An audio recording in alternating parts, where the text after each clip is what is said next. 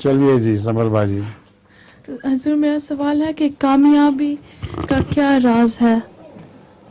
کامیابی کا جی دعا کریں اور لگے رہیں کام پہ. ہمت نہیں ہارنی چاہیے. کامیابی کے راز میں سلطان محمود غزنوی کا ایک واقعہ ہے. وہ سومناتھ پہ لیے حملہ کیا کرتا تھا اور ہر دفعہ ہار جاتا تھا, ناکام ہو کے واپس لوٹتا تھا. تو ایک دفعہ وہ سوچ رہا تھا کہ اب چھوڑ دیتا ہوں.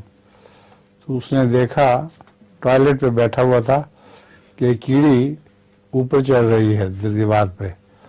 چڑھتے چڑھتے وہ نیچے گر گئی, پھر چڑھی, پھر گر گئی, پھر چڑھی, پھر گر گئی, بالآخر اوپر چڑھی گئی. تو اس نے محمود غزنی نے اپنے آپ سے کہا کہ تم شہنشاہ ہو, تم اس کیڑی سے بھی گئے گزرے ہو, پھر حملہ کرو. تو پھر وہ دوبارہ اس نے حملہ کیا تو خدا کے فضل سے پھر وہ کامیاب رہا. تو جو ہمت کرے انسان اس کے اللہ تعالیٰ اس کو جزا ضرور دیا کرتا ہے. ایک بزرگ کے متعلق بھی آتا ہے واقعہ کہ اس کو وہ دعائیں کیا کرتا تھا تو اس کی دعاؤں میں ہمیشہ یہ آواز آیا کرتی تھی کہ میں نے تیری دعا قبول نہیں کی. اس کا ایک مرید بھی اس کے ساتھ ایک دفعہ کھڑا ہو گیا اور دعائیں اس کو جو دعائیں کر رہا تھا تو اس کو الہام ہوا میں نے تیری دعا قبول نہیں کی. اس پر اس نے دعائیں جاری رکھیں.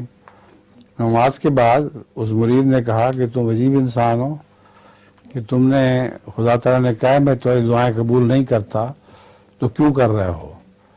اس نے کہا میں 30 سال سے یہ دعا کر رہا ہوں اور ہر دفعہ مجھے آواز آتی ہے, اس لیے میں تو خدا کا بندہ ہوں, میرا کام صرف مانگنا ہے, اللہ کی مرضی ہے, چاہے تو دے چاہے تو نہ دے.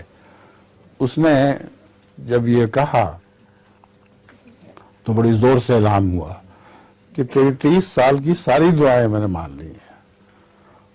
تب اس مرید کو پتہ چلا کہ استقامت دعا میں بھی کرنی چاہیے. ہر چیز میں استقامت ضروری ہے. کرتے رہو, کوشش کرتے رہو, بالآخر کامیابی ہو جاتی ہے.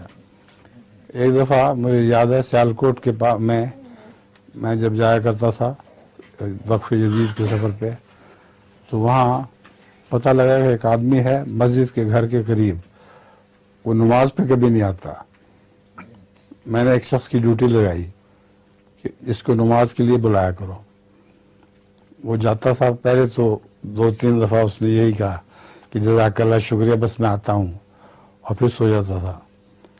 پھر تنگ آ کے اس نے آخر پہ اس کو گالیاں دینی شروع کر دی کہ چل خبیث یہاں سے, روز تو نے مصیبت ڈالی ہوئی ہے, مجھے سونے دیا آرام سے. تو میں جب گیا دوبارہ تو اس نے مجھے واقعہ سنایا. میں نے کہا قرآن کریم میں اللہ تعالیٰ فرماتا ہے فذکر ان نفعت الذکریٰ, نصیحت کرتا چلا جا بالآخر ضرور فائدہ پہنچائے گی, تو تم بھی چھوڑنا نہیں. اس نے کہا ٹھیک ہے. ایک دفعہ کی بات ہے, میں دوبارہ جب سیالکوٹ گیا تو سخت سردی تھی اور بارش تھی اور مسجد خالی پڑی تھی, کوئی بھی نہیں تھا.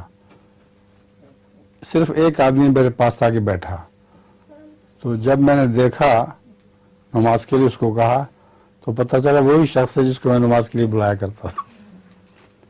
اس نے کہا میرا تو دل مجھے لعنت ڈالتا تھا کہ ایک شخص روزانہ صبح اٹھ کے مجھے کہتا ہے اور میں ہر دفعہ انکار کر دیتا ہوں.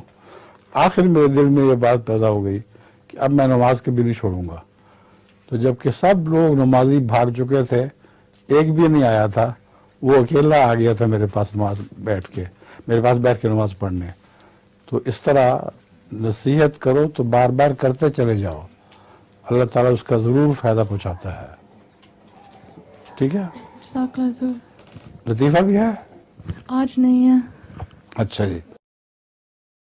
Für alle, die unter Verstopfung leiden, trinken Sie kein kaltes Wasser. Wussten Sie, dass chronische Verstopfung vollständig umkehrbar ist?